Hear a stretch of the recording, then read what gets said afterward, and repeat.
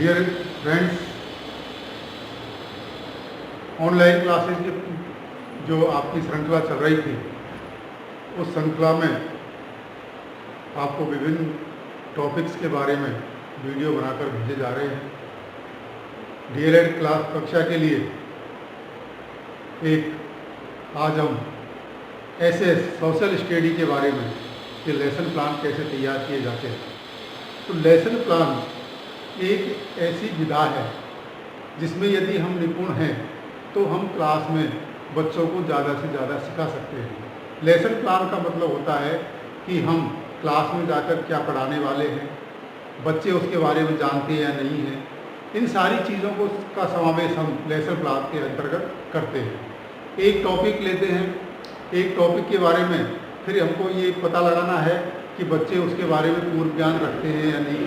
यदि हम बिना पूर्व ज्ञान के बच्चों को पढ़ाएंगे तो उनके समझ में कम आएगा। इसलिए एक शिक्षक को चाहिए कि वो क्लास में जाने से पहले पाठ की पूरी तैयारी करें। जो भी टॉपिक क्लास में पढ़ाना है उस टॉपिक को वो पूरा पढ़े और पढ़ने के बाद में एक परफेक्ट लेसन प्लान तैयार करें जिससे बच्चे ज़्यादा से ज़्यादा सीख सकते हैं। तो एसएस के अंतर्गत सामाजिक विज्ञान के अंतर्गत लेसन प्लान कैसे तैयार किए जाते हैं, अलग अलग जो सब्जेक्ट्स हैं उनमें अलग अलग प्रकार के लेसन प्लान तैयार किए जाते हैं। उनका बनाने का ढंग, उनका प्रस्तुतिकरण, प्रेजेंटेशन सब अलग होता है। सामाजिक ज्ञान में हम लेसन प्लान तैयार करें तो उनमें क्या किन किन चीज़ों को हमको ऐड करना है जिससे कि हम बच्चों को ज़्यादा से ज़्यादा सिखा सकें। तो सबसे पहले लेसन प्लान जो होता है, हमारा टॉपिक है आज का पाठ योजना।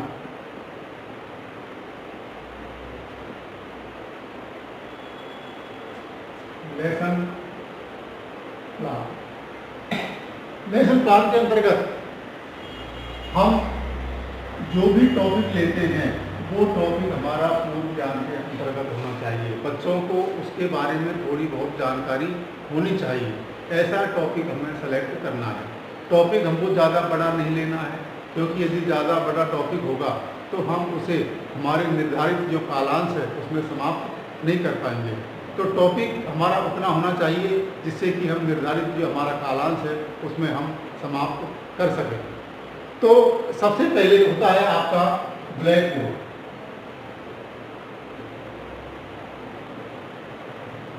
मतलब श्यामपट्ट सबसे पहले हमको श्यामपट्ट पूर्ति करनी है। तो श्यामपट्ट पूर्ति के लिए लेसन प्लान आपका है सामाजिक विज्ञान।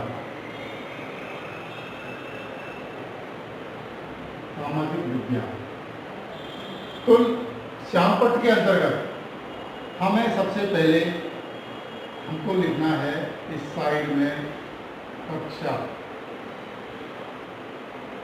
उसके बाद में लिखना है आपको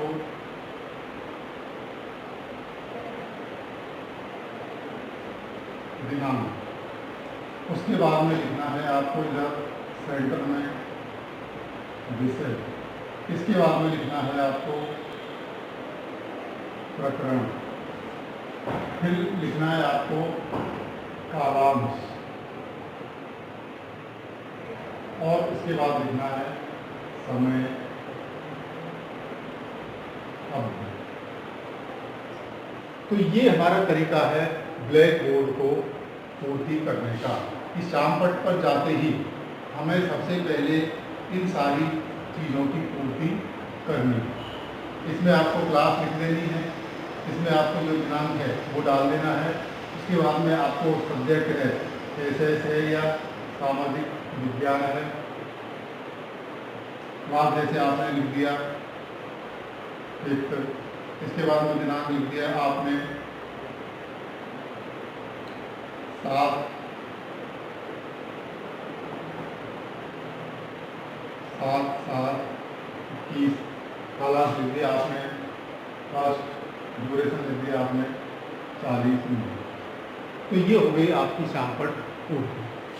इसके बाद में आपके आते हैं शिक्षण उद्देश्य। आपके आते हैं शिक्षण उद्देश्य।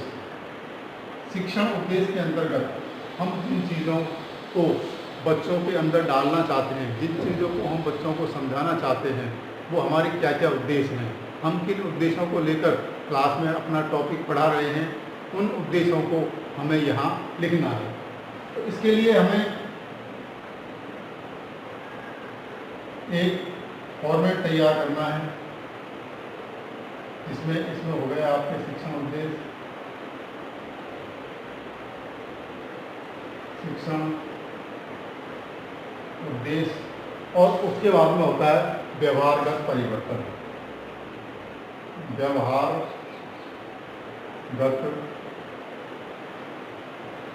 परिवर्तन। तो व्यवहारगत परिवर्तन, बच्चे क्या सीखेंगे, बच्चों से हम क्या अपेक्षाएं करते हैं, इसके अंतर्गत पहला हमारा होता है शिक्षण उद्देश्य ज्ञानात्मक।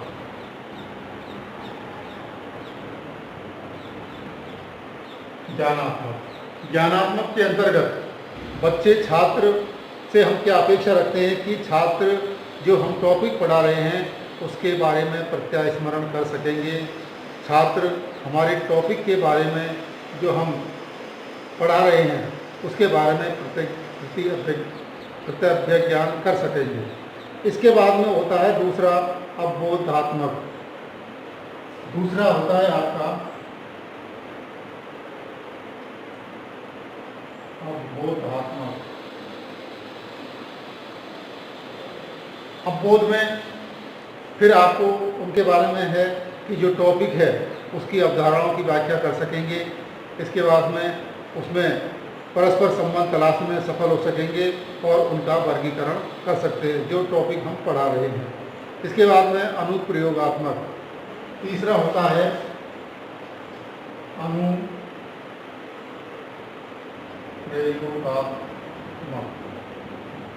जो टॉपिक है उसका प्रयोग बच्चे दैनिक जीवन में कर सकेंगे। इसके बाद में आपका अगला शिक्षण उद्देश्य होता है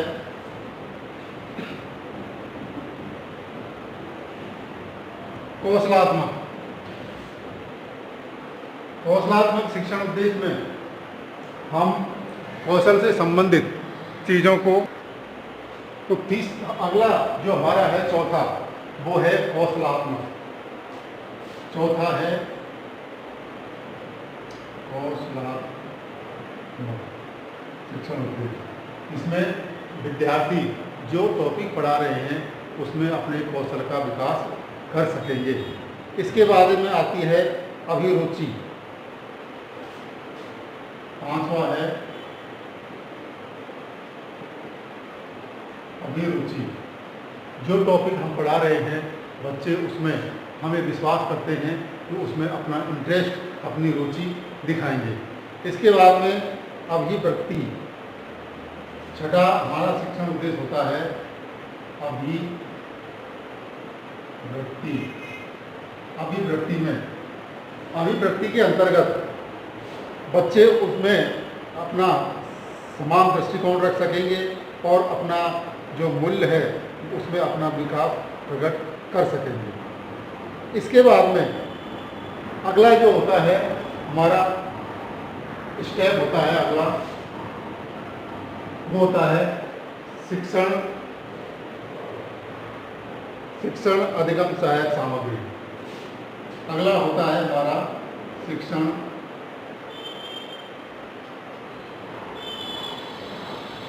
अधिगम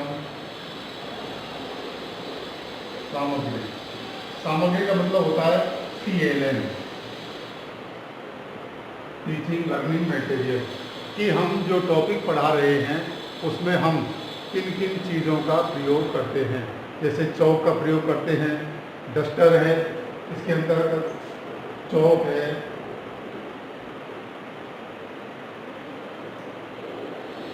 डस्टर है और बोर्ड। इसके बाद में हमारे जो TLM करते हैं जैसे रियल थिंग्स,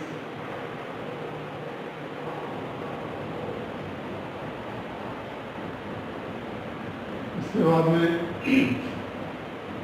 आती है आपकी लपेट फलक, संकेतक, लपेट फलक, संकेतक, चार्ट, मॉडल, जो भी चीज़ें हम पढ़ाने के दौरान लेते हैं वो सारी चीज़ों का विवरण शिक्षण अधिगम सामग्री के अंतर्गत आता है। तो हम पढ़ाते वक्त कौन कौन सी चीज़ों का प्रयोग कर रहे हैं क्लास में, उन सारी चीज़ों का विवरण यहाँ पर हमको लिखना पड़ता है। इसके बाद आता है आपका प्रस्तावना प्रश्न। इसके बाद आता है आपका प्रस्तावना प्रश्न। प्रस्तावना प्रश्न के अंतर्गत प्रस्तावना जो प्रश्न है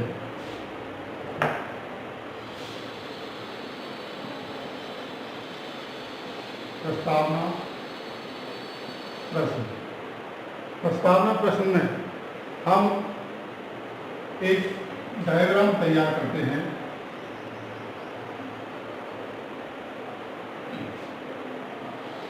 क्रम संख्या, दूसरा है छात्र अध्यापक क्रियाएं,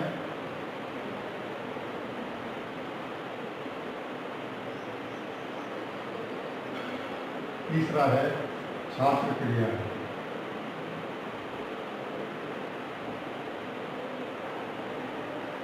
इसमें हमको हमारी प्रस्तावना को निकालने के लिए प्रश्न बनाने हैं। प्रश्न क्लास या बच्चों का जो स्टैंडर्ड है उसके अनुसार होना चाहिए।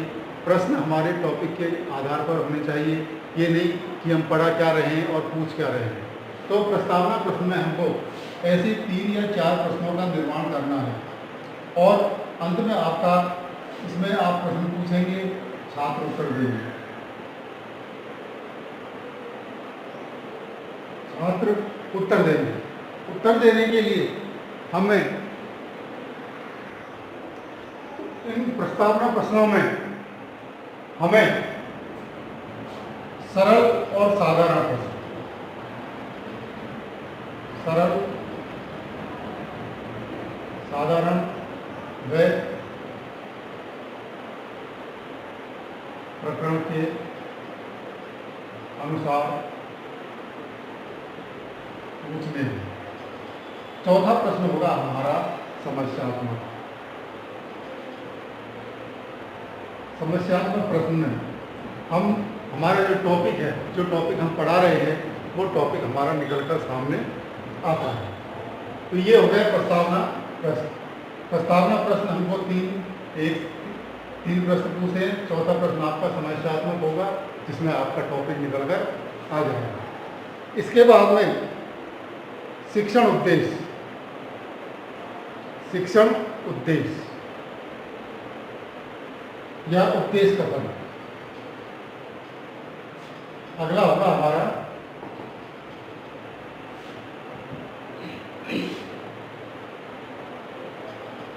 उद्देश्य कथन।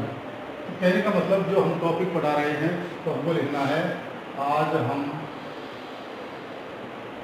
प्रकरण का नाम के बारे में अध्ययन करेंगे।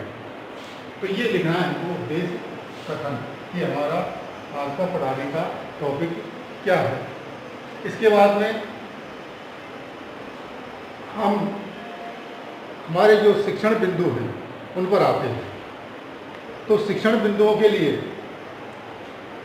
हमें एक फॉर्मेट तैयार करना है।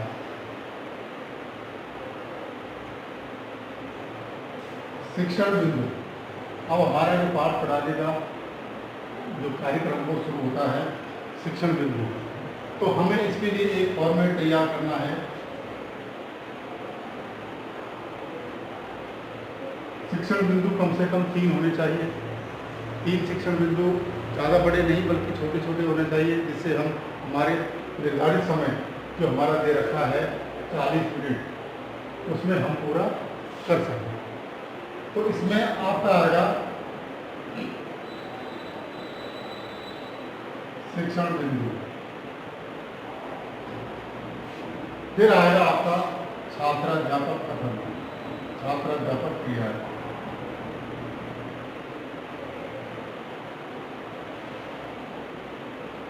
फिर आएगा आपका छात्र क्रिया, और फिर आपका श्यामपट्ट कार्य। ये आपका फॉर्मेट हो गया। तो शिक्षण बिंदु में हम जैसे हमने ले लिया खगोलीय पिंड,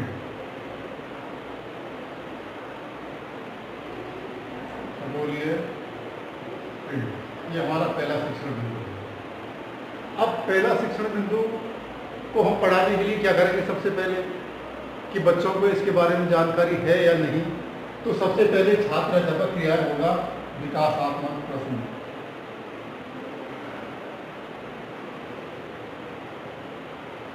विकासात्मक प्रश्न, विकासात्मक मतलब हमें इससे हमारे टॉपिक का विकास करना है, टॉपिक को आगे लेकर चलना है, टॉपिक के बारे में आगे और बताना है। तो ये आप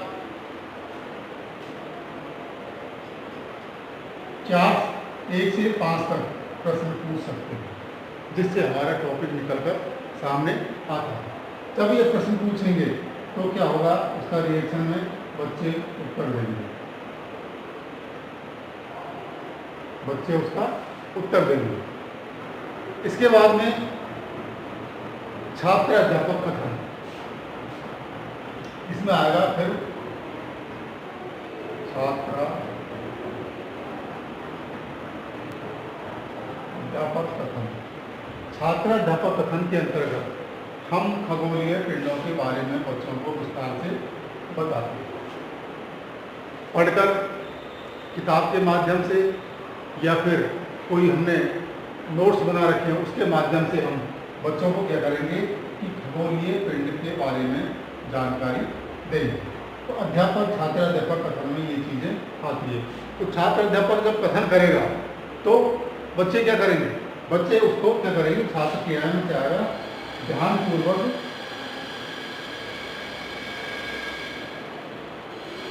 सुनेंगे। बच्चे क्या करेंगे? ध्यानपूर्वक उसको सुनेंगे। सुनने के बाद में हमने जो पढ़ाया है तो उसमें क्या करेंगे? श्यामपट्ट कार्य में जो भी मुख्य बिंदु हैं, मुख्य शब्द,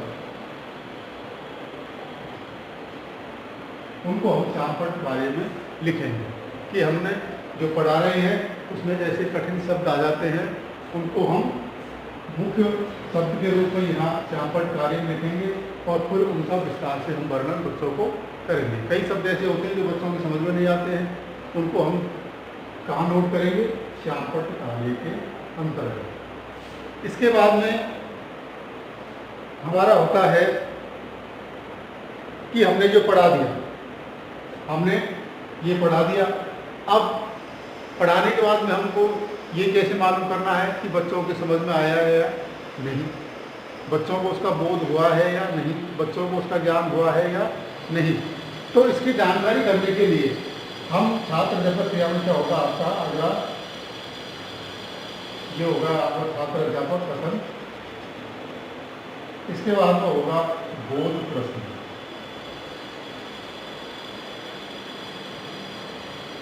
बोध प्रश्नों में क्या ये जो हमने कथन कहा है बच्चों से, ये बच्चों के समझ में आया है या नहीं, इसी में से हमें कुछ प्रश्न बनाकर बच्चों से पूछने हैं, जिससे हमें मालूम हो जाएगा कि हमने जो पढ़ाया है वो बच्चों के समझ में आया है या नहीं।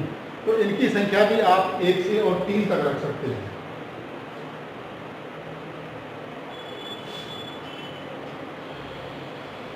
ये आपके बोध प्रश्न,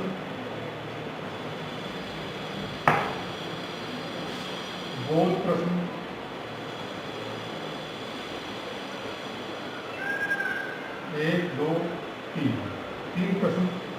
छात्र उसका क्या करेंगे, उत्तर देंगे। छात्र उसको सुनेंगे और उत्तर देंगे। छात्र उत्तर देंगे। तो बोध प्रश्न हमारा अंतिम पड़ाव होता है कि हमने बोध प्रश्न के माध्यम से ये समझ लिया कि हमने जो पढ़ाया है वो बच्चों के समझ में आ गया है। इसके बाद में होता है हमारा पुनरावृत्ति प्रश्न।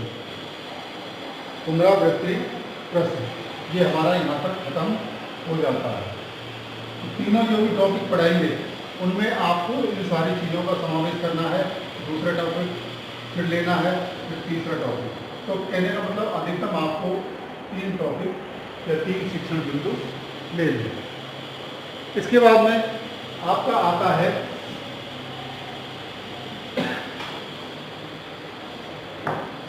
पुनरावृत्ति प्रश्न।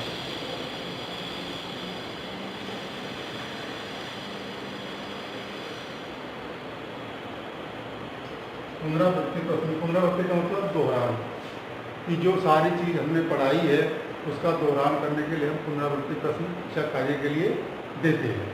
और अंतिम जो हमारा पड़ाव होता है वो होता है गृह कार्य। गृह कार्य में हम कई तरह से प्रश्न दे सकते हैं। तो गृह कार्य के अंतर्गत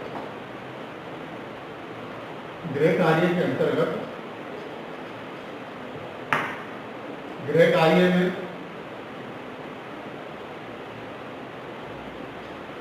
आप वस्तुनिष्ठ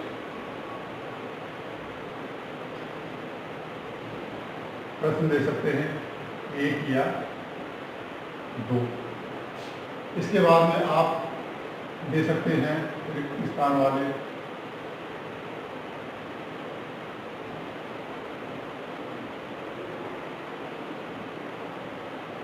एक से 2।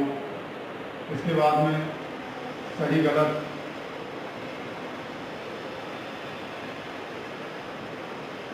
आप 1 से 2 दे सकते हैं। इसके बाद में अति,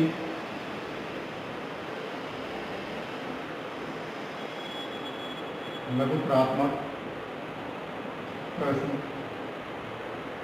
1 या 2। इसके बाद में हम देंगे निबंधात्मक।